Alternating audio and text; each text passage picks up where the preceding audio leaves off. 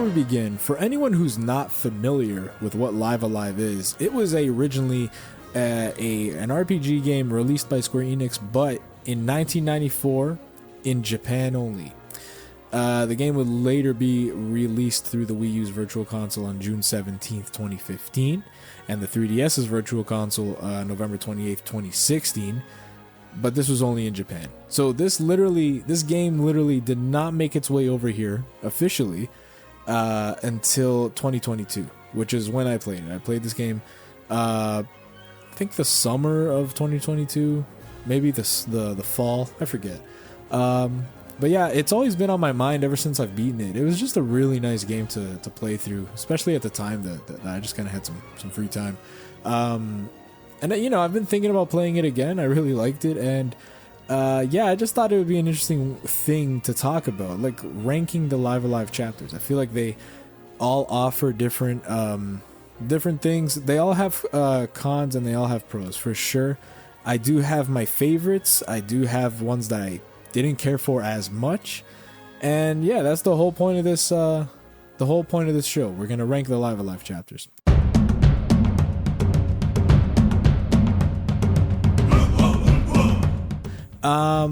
So number 8 is the prehistory chapter. The prehistory chapter was basically almost the quote unquote tutorial of the game without you even really knowing. You were technically, I don't want to say pointed to or guided to, but like this should be the first one you play when you play the game. Like there's nothing that really says that, but it's just the most simplistic chapter. There isn't even really any dialogue. Like that's how simple it is, because they're cave people, right? Spoiler. And they talk with they emote. They basically do actions, and when they do speak, it's just a picture rather than words in the speech bubble, which I think is a nice touch. So yeah, basically what happens in this one, the story of it is there's this tribe who basically has to sacrifice a woman, and then she escapes and ends up in another tribe, and she's sneaking around stealing food to survive. And then you play as a cave boy named Pogo, and you have a gorilla friend. I believe his name is Gory, I think. And they basically find the girl and they feel responsible for her, and of course the cave boy develops some kind of crush, and the whole thing is they try to keep her safe, and hidden from the tribe that was trying to sacrifice her, but of course at the end they do find that tribe finds her, and then they do have to duke it out. So yeah, Pogo, very, very simple storyline. It takes place in a desert, typical what you'd expect the cave times to be. Maybe not a desert, but definitely a lot of sandy hills and stuff like that. I definitely did not care for this chapter. I'm not going to lie to you. And it wasn't the first chapter I played. I just didn't get the memo that it was supposed to be the first one. I actually started off with the Imperial China one. So yeah, when I already had a taste of a few of them, and then I finally did this one was just super simplistic, and it was kind of a slog. I was really just trying to get through it, right? So I'm not going to say it's a bad chapter. I just think definitely if you can somehow hear my voice right now and you're about to play Live Alive, start with this chapter, because the game only gets better from there.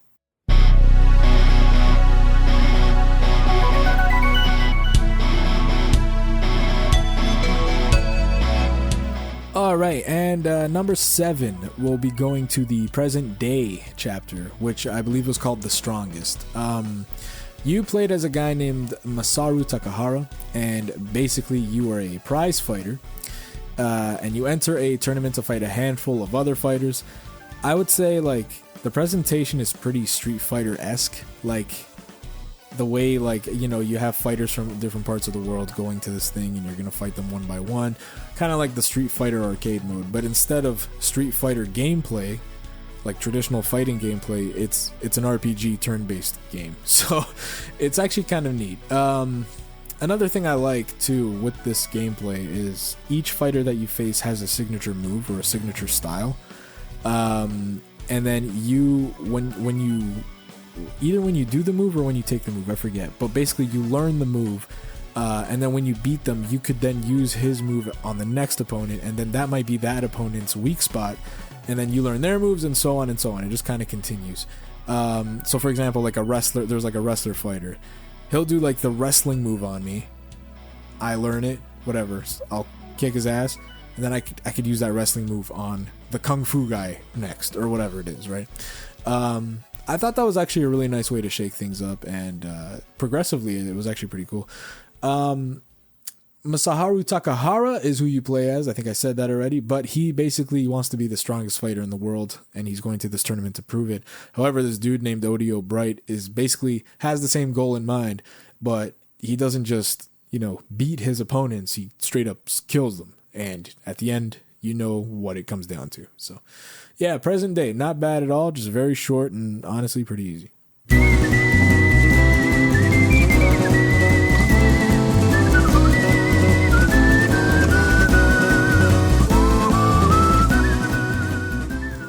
All right, the 6th position goes to the Wild West chapter, The Wanderer.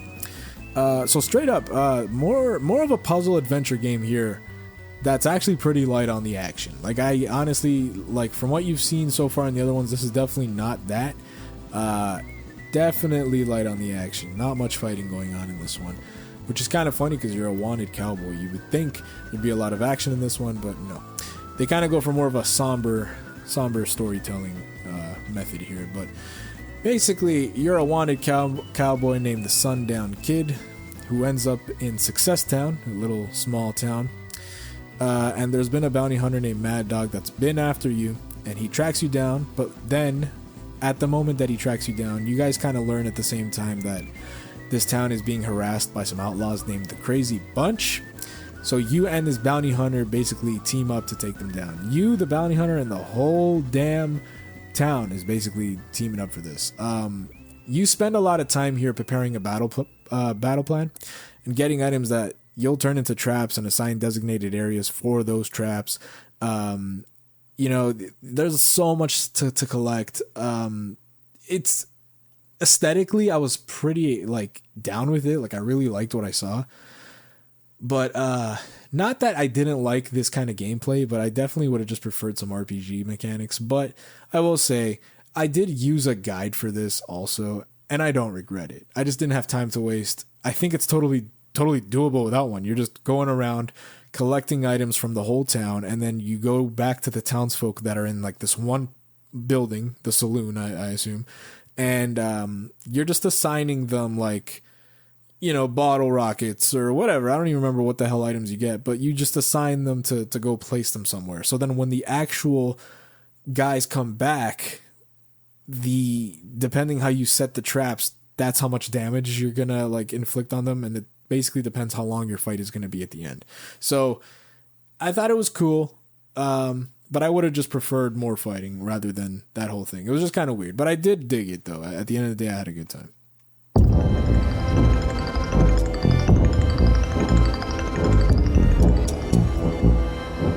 All right, the 5th position, is this the 5th one? I already forgot. Yes, the 5th position goes to the Distant Future chapter, the Mechanical Heart.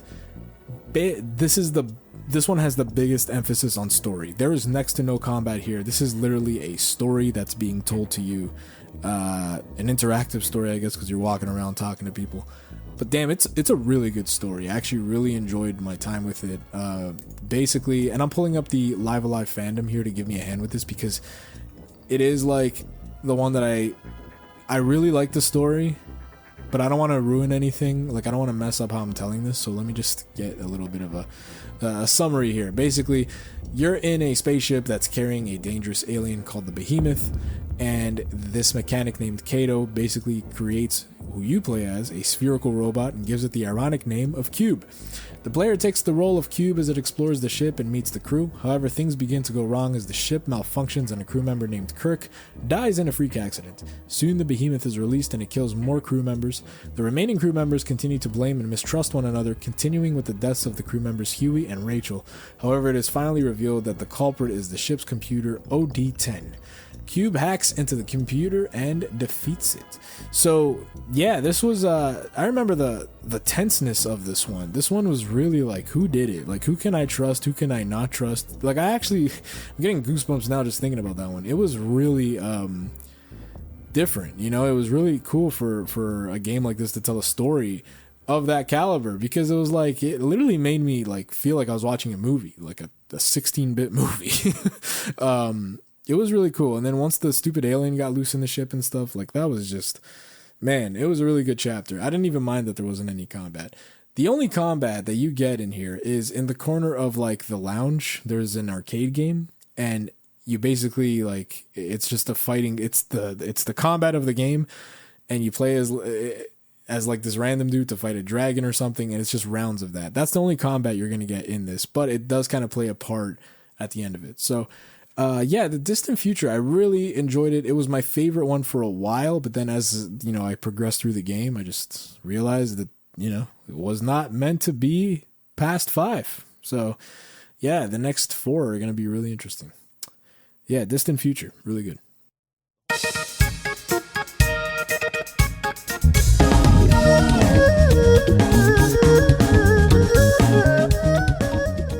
All right, the one that I started with, and I actually played this chapter in the demo when the demo of the game came out, because I wasn't really sure if I wanted to buy it, so I got the demo, blah blah blah.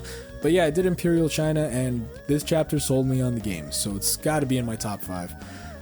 Great little story centered around an old martial artist who wants to find 3 young pupils to pass on his martial arts teachings before he passes away. The people he takes under his wing have issues and self-doubts of their own, which makes the dynamic with all the characters work very well. As they seek a purpose and the old man gives them one, the combat is light compared to some of the other chapters, but ramps up near the end with a gauntlet-style endgame. Yeah, so basically, you play as an old Sifu, man. You just want to teach your martial arts because you know your time is limited on this earth, and you find 3 people that kind of want to turn their life around as well. So it all kind of meshes well. The writing in this was phenomenal. I really cared about the characters involved here.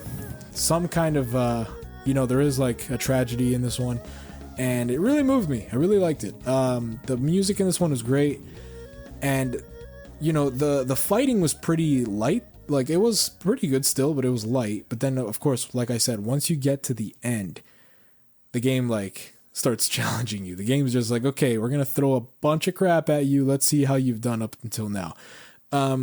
Basically, needless to say, leveling up is on you. Like, you kind of should do a little bit of extra battling than what you do through the story, because I think it'll help in the end of the game.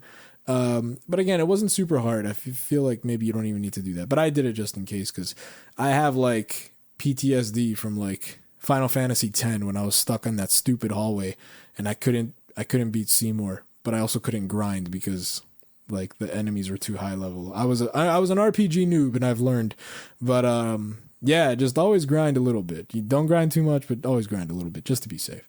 But yeah, Imperial China. I really like the Imperial China chapter.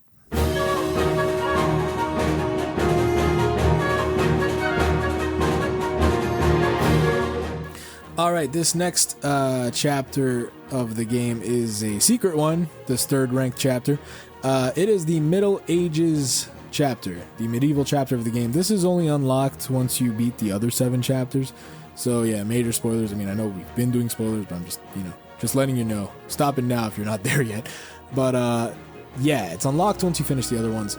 This chapter does feel the most complete in my eyes. Like, it almost feels like this could be a standalone game with a good balance of story, combat, traversal, all that. Like I said, it's set in the medieval times. You play as a knight who wins the right to marry the princess of the land. She then gets captured, and you begin your quest to find her. With great party members and storytelling, this could easily be number 1 on most lists. I'm gonna say that now. It's not on mine, but it could be. Like, this was a banger of an episode, or chapter, whatever. This even has like a post game that ties up all the chapters together nicely at the end, that post game being the real last chapter. The only thing that holds it back to me, it's just my personal preference of aesthetics. Like, the medieval landscape is always something that I kind of struggle with. Like, sometimes I really enjoy it. Like in Final Fantasy IX, I really enjoyed it, but for example, games like I don't know, what's a medieval game that everyone likes? I don't know, like Skyrim. The aesthetics of Skyrim don't please to me. Like the whole sword stuff, like it's weird because I'm a huge Legend of Zelda fan, and that is kind of that stuff. But the thing is, it's very fantasy, and I feel like I need the fantasy element to overpower what a realistic medieval time period would be. That's kind of like my gist of it, because the medieval times by themselves, I just don't find that fascinating. I don't know, maybe I'm an ass for that, but when there's a nice twist and implementation of fantasy elements, I'm down. Like that, I'm on board. And this kind of had that, but it still didn't have enough for me to be like, this was the best chapter of the game. But still, the Middle Ages was a banger, and I really like the character you play as, Orsted. And a good supporting cast. Like I said, this could have been a standalone game. Like, it was bigger than the other ones. The writing was much more fluent and together, and there was much more script. There was much more things to do. There was a lot more to traverse. Like, this one felt big. This one felt really big. But it's not my favorite. So let's keep going.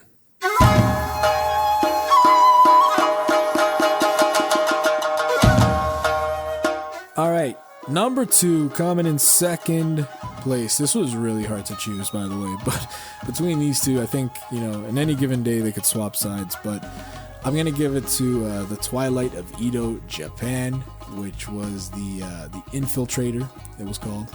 And this is the only non-linear chapter when it comes to exploration and even how you play it. Like, you can basically fight everyone as you infiltrate the castle. I will get into the story in a bit, but you infiltrate a castle, or you can do a pacifist run and stealth your way through the castle. And if you do that, it'll reward you with something at the end of it. But ultimately, it doesn't really matter. Like, story-wise, it doesn't really matter. It's just, you could choose either way to do it. So I thought that was a nice little touch, because they didn't really have to do that, right? But, it is kind of a ninja story. So, pulling up fandom again, because I don't want to mess this one up. In feudal Japan, a mysterious figure named Orelu is trying to throw the nation into chaos. The Enma ninja clan sends one of their shinobi, Oboromaru, to rescue a prisoner who can stabilize Japan, then kill Orelu. Of course, you play as this Oboromaru character. After being rescued, the prisoner joins Oboromaru in the battle with Orelu. After Orelu is slain, the prisoner reveals that he is Sakamoto Ryoma. Oboromaru is then given the chance of returning to the Enma or joining Ryoma in his plans to rebuild Japan. Really good chapter. I really liked the colors used in this one. It is primarily at nighttime, but like you infiltrate this large castle, this thing that just spans like so much like land. Like, you keep going deeper and deeper into this refuge of a castle, and it's like there's guys everywhere, and like you're trying to sneak by everyone, and like you're trying to crawl in air vents at one point. There's puzzles to solve. I myself did do the pacifist run. It was kind of tough, I'm not gonna lie. It was kind of tough trying to sneak past them, but then I found out that I am still supposed to level up my character. How do you level up your character, you may ask, without killing people? Basically, there's this room, here's a pro tip, that you're fighting spirits. So when you kill spirits, it doesn't count as real people, but you do gain the experience points. So I did that for a while because I found out that this is the hardest chapter in the game, I think. So I was pretty under-leveled when I got to the main boss, or to the last boss. Found out why I kept getting my ass kicked. And then, I just grinded with the spirits for a little bit, went back and kicked his ass. But this was just a really cool one. Like, it was really fun hiding from people and just sneaking around. The reason why I kind of want to play Live Alive again is also because I would do a non-pacifist run this time. I would kill everyone I see and do the chapter this way, but we'll see. I really enjoyed it. This was my favorite when I played it. I was like, there's nothing that's going to top this. Plus, I was still on a high of Ghost of Tsushima, and that whole Japanese feudal Japan era is so cool to me. And I also had just watched, what is it, with Tom Cruise. Chris recommended it for me. Oh, man. The Last Samurai? Pretty sure it's called The Last Samurai. Anyway, I love that samurai stuff. That feudal Japan stuff is a kick for me right now. And yeah, when I played the Twilight of Edo Japan chapter, I was hooked. It was awesome. You know, the story was good. The gameplay was fun, and it was fast paced. There was no break in the action. It kind of just relied on how you wanted to play it, which was awesome. So yeah, Twilight of Edo Japan gets second place, but you know, maybe in a week I could say it's first. Who knows?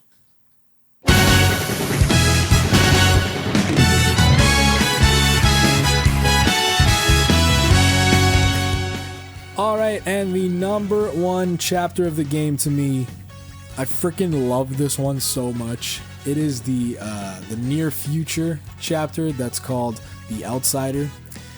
Basically, you play as a gifted teenager with the ability to read minds who lives in an orphanage. There's a gang of misfits causing chaos to the city and characters involved, and you come to find out that there's much more evil force at play. This story basically is the most epic to me. Like, the character designs, the dialogue that's used, even the inclusion of a theme song of sorts at one point in the story, like its own theme song, not a Live Alive theme song, but the near future theme song. It almost feels like an anime. And if you like mechs, you're covered as well. There's mechs in this one. It was honestly super epic to me, and I really loved the character designs in this one. Really loved the music they used. Really loved the setting. Like, it was a city that you could pretty much explore, and there was like interiors that you can go into. Again, felt not as complete, not as standalone of a game like the Middle Ages one, but it could have gotten there. Like, I honestly would love if they took this chapter and did flesh it out to make a whole new game. Like, that would be freaking fantastic. But again, let me pull up the fandom and let me read the little thing they have here. In the near future in Japan, a biker gang called the Crusaders has been kidnapping people with unknown intentions. A young orphan with psychic powers named Akira Tadokoro grows up in an orphanage with his sister. One day, the Crusaders kidnap one of the children from the orphanage, so Akira and his friend Lawless set out to rescue him. Akira learns the location of the Crusaders' base and discovers a plot by the Japanese government to liquefy people and use them to power a giant idol named Odeo. Lawless then sacrifices himself to power an ancient mech called the Steel Titan, which Akira uses to destroy Odeo. Does that not sound epic as hell? That is totally the plot of an anime. That is 100% some anime shit that I would find on, you know, Crunchyroll. Like, it was awesome. I really enjoyed myself. The song was good that they put in it. Just super epic. And the teasing of that Steel Titan, of that mech, was really prominent throughout the chapter. And once it actually happened, once I actually got to use it, oh man, that was so sick.